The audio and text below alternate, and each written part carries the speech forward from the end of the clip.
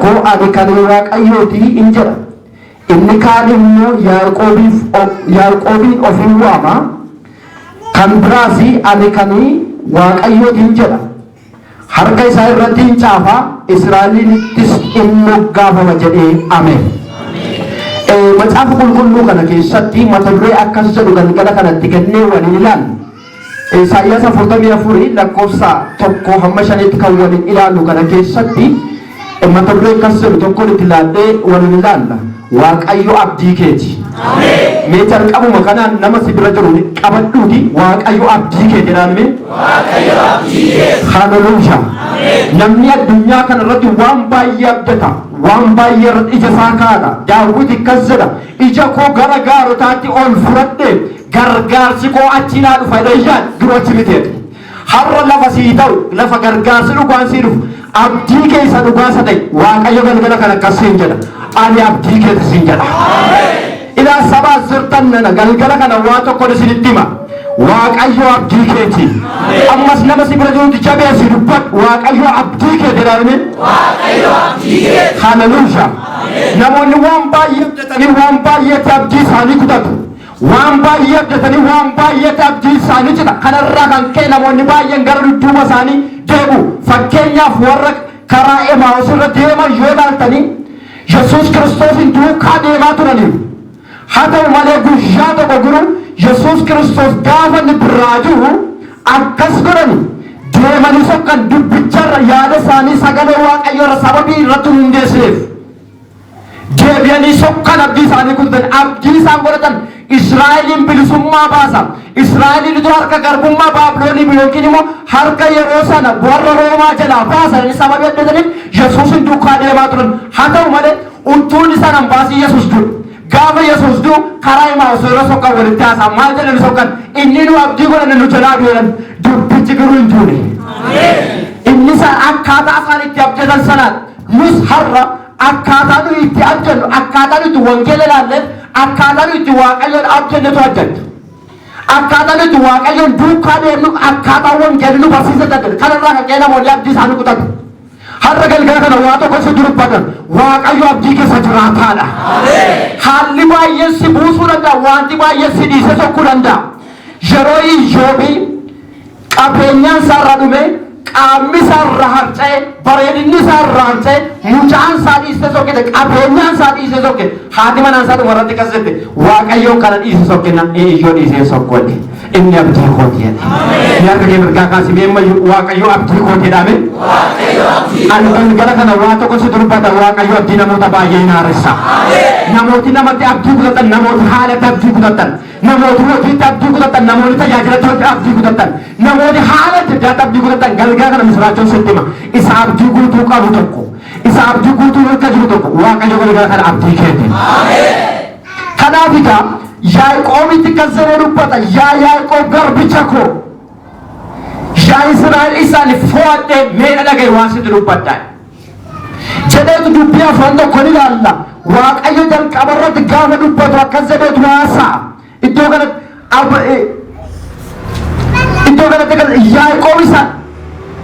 Yaaqoob isaan fo'adhee jalqaba irratti waa'ee fo'amuu ilaalla. Inni abdii kee ta'e kun isa si fo'ateedha. Ameen. Ilami ati fo'amteedha waliin jedhama. Ati fo'amteedha. Addunyaa kana irratti harki namoota baay'ee nama ol kaasa. Harki namoota baay'ee nama gadi buusa. Namni nama fo'ata, namni nama buusa. Haa ta'u iyyuu malee yoomati cubbuu keessatti qofa inni dhufee achi si kaasa. Ameen. Waaqayyo cubbuu wajjin nama hin jaallatu, cubbamaa garuu hin jaallatu. Sana keessaa bahi kottu Waaqayyoon abdii keessa si jalaatti jira. Iddoo keessa jirtu sana keessaa bahi kottu. Waa'ee fo'amuu ani Yaaqoobiin nan fo'adhe gaafa jedhu macaafa Isaayyaas 41 irrattis 44 irrattis argachuu dandeessu. Ani isaan fo'adhe gaafa jedhu Milkiyaas boqonnaa 1:2-3 irratti kan jedhu ani Yaaqoobiin nan jaalladhe Esaawummoo maal nan godhe nan jibbe. Ani Yaaqoobiin ofitti hin qabu. Ani Yaaqoobiin nan fo'adhe. Ani Yaaqoobiin nan jaalladhe. Waa tokko sitti maan galgala kana. Jaallatamuun kee namaa miti. Jaallatamuun kee firaa miti. Jaallatamuun kee aantiidhaan miti. Galgala kana garuu sagalee tokko irra deebi'ee sitti himu. isuma waaqayyo kanaan dura sitti dubbata innis maal waaqayyo si fo'aneera. Namootni gara waaqayyoo dhufan namoota waaqayyoodhaan fo'amanidha. Daawit al tokko akkas godhe. Daawit abbaa isaa faadha isaatiin hin fo'atamne. Kan inni jiru hoolaa bira hoolaa eega. Ulaagaaleetti mootummaatti gara mootummaatti dhufan hin qabu. Garuu eessa jira hoolaa bira jira. Waaqayyo immoo gaafuma Saamu'eelin ergee akkas jedhe erge. Saamu'eel jedhe. Ani sanyii eessee keessaa nama tokko fo'adheera yookiin nama tokko argadheera namicha sana dhaqii naa dibee. Saamu'eel dibata dibuudhaaf ka'e fudhatee zayitii sana fudhatee dibata sana fudhatee gaafa dhaqu garuu namooti baay'een tarree dhaabbatanii jiru. Inni fo'ame garuu hoolaa bira jira. Har'a tarii ulaagaaleen si gate bakka jirtu warri fo'amuudhaaf jiran ajaja yoo jiraate sagalee misiraachuu tokko sitti fo'amtee ta'achas baadha sin jedha waaqa. Daawiti bakki inni jiru bakka itti fo'atama miti akka namaatti. Namni tokko hoolaa biraa dhufee mootiin ta'u ulaagaaleen akkasii jiru. Giruu gaafa sana Saamu'eel dhaqee dibata dibuudhaaf eega qophii hundumaa qopheessanii booddee iddoo aarsaa dhiyeesse goromsa eega qadee booddee aarsaa dhiyeessanidha. Sababii kanaan dhaqe Saa'olin sodaatee Saabiitiif Saamu'eel yeroo sana sababii kanaan dhaqe namoota hundumtuu walitti qabamanii Negru yeroo baay'ee namoota mana Daawit faadhu waa ta'edha. Miti aarsaan dhiyeessanii dhaqee waaqayyo sunuma Saamu'eel kanaaf namooti baay'ee walitti qabamanii achi keessatti garuu namni fo'ame tokko achi as hin dhufu. Namni fo'ame eessa jira yoo ta'e hoolaa bira jira. Inni hin fo'amne garuu tartiiba guutedha. Isa booddee akkas jedhe waaqayyo gaafa inni isa jalqabaatti laquudhaaf jedhu isa kana miti inni hin fo'adhe waaqayyo. Isa lammaffaa irratti gaafa inni laquudhaaf jedhu isa kana miti inni hin fo'adhe waaqayyo. Isa sadaffaa irratti hamma jaati gaafa inni tarreessu waaqayyo cal jedhe Saamu'eel achuma dhaabbatee akkas jedhe ijoollee kana duwwaa qabdaate warri fo'ee fide suma kana jechuun isaa namni erse. Haa ta'u iyyuu malee akkas jedhe Daawit Saamu'eel dhaabbate mucaa ijoollee kana duwwaa qabdaate kan fo'ate waaqayyo kana keessa hin jirunna tokko qaba isheen immoo hoolaa bira jirti. Ulaagaaleen guutuu miti garuu waaqayyoon fo'atamte. Misiraachuu tokko sitti magalgala kan ulaagaaleen akka namaatiirru ati garuu waaqayyoon fo'atamte. Sitti ni magalgala kan sagalee misiraachuu tokko waaqarraa kan hin dhagaye tokko sitti ma ulaagaalee tokkoon guutamte taati. Ulaagaalee sana hundumaa isa dura meeqa Yesuus si guute. Ulaagaalee maaliin guute yoo jettan ulaagaalee ittiin fo'atamte tokkoof tokko. Yesuus tu dhufee ulaagaalee kana sii guute tokki. Ulaagaaleen isa daangessu sababii jiraanneef. Ulaagaan Yesuusin daangessu sababii jiraanne inni qaawwaa keerra dhaabbate gaaffii keerra dhaabbate yaaddoo keerra dhaabbate duwwaa keerra dhaabbate tu gaaffii guute tokki. Bakka duwwaa guute tokki. Amma dhimma utuu bakka duwwaa keerra dhaqee barbaadde gaafa jilbeeffattee deessume utuu bakka duwwaa lafa barbaadde bakka duwwaa keerra Yesuustu jira. Mee jabeessi ameen jedhee. Mee gaafuma duwwaa sitti baay'ate gaafuma gaaffii sitti baay'ate gaafuma yaaddoo sitti baay'ate gaaffii keessan hundumarra Yesuusin guutatti. Inni guutu ta'ee argama. Kanaaf egaa ani nan fo'adhe sin fo'adhe gaafa jedhu akkas jedhe gaachuma Milkiyaas boqonnaa tokko lakkoofsa 2 hamma 3 waaqayyo akkas jedhe ani amma iyyuu Yaaqoobin nan jaalladha. Eesawuu nan jibbe. Namoonni eega waaqayyoon fo'atamanii booddee nama tokko lamaan nama 10 nama 50 maaf jibbameedhaan aaf sitti ni magalgala kana waaqayyoon eega fo'atamte yaaddoo jiru. Yeroo baay'ee namoonni bubbee sodaatu. Biyya keenyatti bubbeen yookiin qilleensi gaafa bubbisuu yookiin gaafa ka'u midhaan callaa gargaffoo callaa fi abaqii gargaffoo. Qilleensiin jiru taanaan abaqii fi callaan gargaffoo. Kanaaf utuun jaallatin achi ol qilleensatti darbatamu. Kanaafuu isaa abaqii keessaa haaree tokko. Inni si sodaachisaa jiru kun si waaqayyo si keessaa mul'isuudhaaf. Akka waaqayyo si keessaa mul'atu gochuudhaaf malee si fudhatee sokkuudhaan. Amma iyyuu sagalee isaa irra deebi'eessitti himan. Haalli keessa jiraate sodaachaa jirtu kun wanta kan biraatti subuuta malee si balleessuu miti jedhe. Kanaaf dhugaa waaqayyo Abiraam hin sodaatin biyya orma iddoo keessa taa'aa jirtu kun biyya iddooti keessa amma jiraachaa jirtu biyyu madhaala keetiiti. Misiraachuu sitti xonqolaa sodaatee sokkeen hin sodaatin. Asmaatii sodaatee hin sokkeen hin sodaatin. Orma gidduu yoo jiraata ta'e hin sodaatin. Galgala kana Waaqayyo gaachana siif hin ta'a.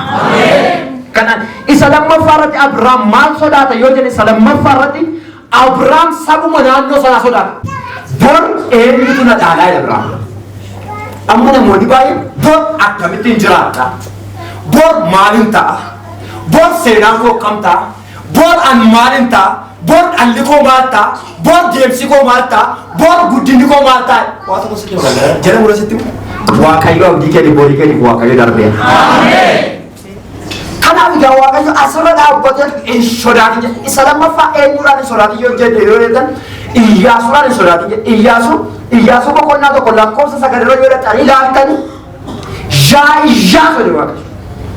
Hinneen hin sodaatin hin raafamin siin hin jennee reemu. Iyyaasuun maal argee sodaatee yoo Waaqatti lama duwwaan isinii kaasa seerattis. Iyyaasuun maal argee achiin sodaatee raafamaa ture yoo tokko kaleessa namni isa dura ture Museen biraa du'eera. Sabni Israa'el inni wajjin deemaa jiru immoo yoo waan ta'an bishaan dhagaadhaan nama rukuta, midhaan yoo dhabe dhagaa ol kaasa, karaa yoo cufame dhagaa ol kaasa, kana hundumaa sababa beekuuf Iyyaasuun as kan raafamutti ka'e. Yeroo bishaan dhabani Musee situ biyya Gibxii nu baasee bishaan nu dhabsiisee nu fichisiisaa ture dhagaa gorotanitti kaasa. Yeroo waan nyaatan dhabani nu buqqee biyya Gibxii qabna turre lafa kanatti nu fituu dhufteera. Kana argee Iyyaasuun sodaataa. Saba kana akkamittiin fuudhee deeman, akkamittiin ceessan, akkamittiin maangaa kan jedhu sodaatee Iyyaasuun. Waaqayyo akkas jedhe anis si fuudhee keessaa sin ceessan sodaate. Ameen. Misiraachuu sitti laga gamana teessee kan sodaachaa turtuuf sagalee misiraachuu tokko sitti ni magaalaa kana hin sodaatin ceedha. Ameen. Galma Waaqayyo sin jedhe galaan jedhu waan yeroo sana Yordaanos hin jedhe har'a Yordaanos hin jiru. Gaafan jedhu si fuuldura jiraachuu dhiisuu danda'a. Waaqayyo sitti ni galgala kana waan ati itti ce'uuf dhaabbattee sodaachaa jirtu. Galaanati bukkee geessee dhaabbatte kun galaana ce'uu hin danda'u sen. Waaqayyo galgala kana sagalee irratti akka. Asuma gaafa baafame Waaqayyo hin sodaatin sababii sin jedhani haala waan gorsi sodaas hundumaa irratti Waaqayyo sodaatin naan jedheera. An waan tokko ofiyyuu raamamu ilaatti dhaqa Waaqayyo dhuguma godhe si ceessa. Maal godhan beektu namoonni lamxii sadan sun biyya Israa'el keessa warri Sooriyaa marsanii gaafa isaan taane akkas jedhan murtee isaanii tokko na dhibu. Waa'ee baay'ina isaanii, waa'ee nyaatu isaanii miti. Waa'ee murtoo isaanii garuu na dhibu akkas jedhan. Yoo dhanne as teenyee sin duunu. Yoo dhanne sin duunu jaran nu hojjees. As yoo teenya gabuun nu hojjees. Yoo dhanne garuu jaran nu hojjees. Kottaatti deemnaa. Ilaame iddoo moteessu teessee walii osumatti hin du'an jedhee. Itti deemee afaa galgala kanaa ka'e. Hin duutu. Hin salphattu. Hin qaanoftu. Kan galgala kana maqaa Yesuusiin itti deemu. Namoota baay'ee maal ajjeesaatti rabeetu iddoo jirutti wayyoo dachitti ilaale sodaateetu wayyoo kun hin danda'amu jechuudha sodaatee ta'a. Isa booddee warri lamxii sun gaafa itti deemaa dhaqani Waaqayyo akkas jarri lamxii gaafa isaan tokko lafa jedhani Waaqayyo immoo lafa ijjetaaf. Erga sana gaafa murteessitee sodaa keessaa baate waatti deemtu Waaqayyo iddoo itti ejjetu tokko qaba. Waa tokko galgala kana natti dhufeera. Waaqayyo galgala kana namoota baay'ee iddoo baay'ee hin ejjetaaf. Galgala kana jalqabee Waaqayyo iddoo baay'ee namoota baay'ee hin ejjeta.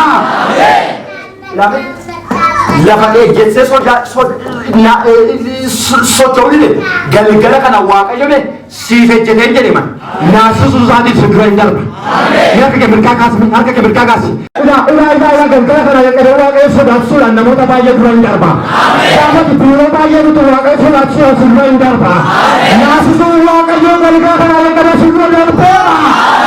Galaanni hiramte gaafa sen Israa'el ceesistu warri konkolaataa isaanii meeshaa isaanii abdatanii dhufan galaanicha haramanii soqan. Warri Fariyoonni konkolaatichaan ceenannaan Waaqayyo as keessan ceetan jedhe. Inni kun akka sakaleessaatti seensee miti jedhe. Maal irraa gommaa konkolaataa isaanii achumatti naannesse. Akka namoonni isaaf kina maal hojjetetu Waaqayyo akkas godha eeyyee. Har'abe dookimentiin jalloota achumatti naanna'a. Hojiin jalloota achumatti naanna'a. Ani ijoollee Waaqayyo guddaa penteema. Mena misiraatiin Waaqayyo si dura oofa. warra anaaqotaas haa ta'u warra amaaleqotaas haa ta'u warra kamiinis haa ta'u warra mo'aabotaas haa ta'u warra kamiin haa ta'u si duraan oofamee ilaame yeroo baay'ee biyya gaafa karaa baasanii jalqaba koobiraatu fi gamoo tiraakteriitu xaraga karaa tiraakteriin xaraddeetu koobiraan shuu seenyatu fi gaariitu irra deemti ati akka inni koobiraa sana keessa taa'u yoo ta'e waaqayyo immoo akka isa sanaattitu qoraatii isaas dhagaa isaas jallina isaas dhaga isaas qabba isaas dhagaa kana jalqabe sun duraan xaraguu jalqaba. Atau betul-betul Lukas mau kau salah mana kau sekolah sendiri nanti ani sedura darbe mana kau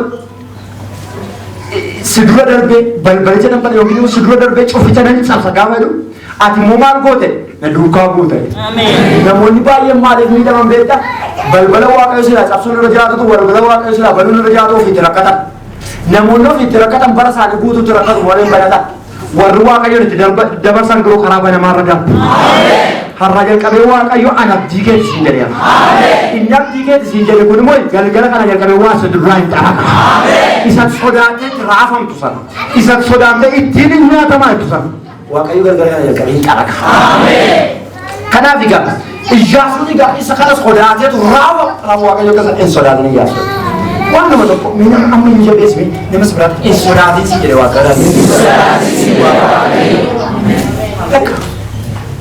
atau kok bantu tu mau gofta mbak kangen deh mah gafan di jalur ni hirrafa mah terbe sana butuh ini rumah rafan mau kau deh salir rafa tu jadi salir rafa mereka sudah gofta wanto kok ini rafa karang ke salir rafa menjadi mana bako ke sebab mana baju tu cerai ada sedulur darbe deh mungko wasi di kopi sudah kuda ini kan ke kopat kan ke kopat enggak ini sih ini on be kopi sudah ke sini dua sabubah dua kopi sudah ke ini isasi dua kopi ani dah pakai motor di bawah road side lafa ko ga ke sam bishayi asal acu mana la ko sa afur wala ko sani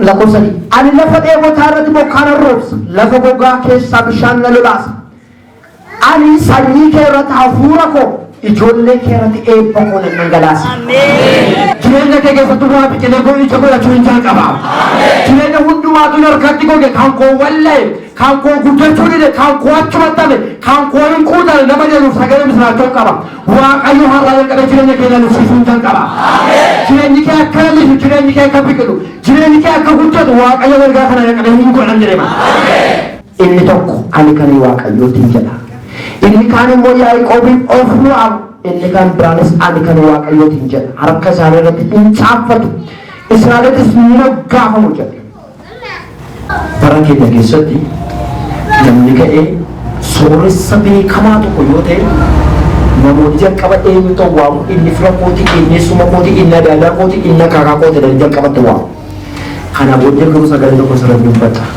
namatu sitte o wa mari ak namato fuwa amen singan ilawe harra jalqabe namatu sitti of argise of wa male at namatu of argise of wa amen kasen gafu wa biya banke ko awal police na chika ba rabana chika ba lesu na chika ba kana bote me namatu jo kam brata an namati ma ko bro ayu la ka ba itu ka ba namakam brata wa kayo harra jalqabe jene ne kera kana amen namatu sitti of wa ini afan isman ila la gefat Jamus namu di toko yani dufan ini toko an kawa kayo tinjat ini kani mo yai obit of wa itu yai ko makake bufadati ugawa kayo sajrata di namatu sitte ogwa mari ak namatu fuwa amen singan amen ilawe harrajal qabe namatu sitti o farkise o fuwa mari ak namatu farkise o fuwa amen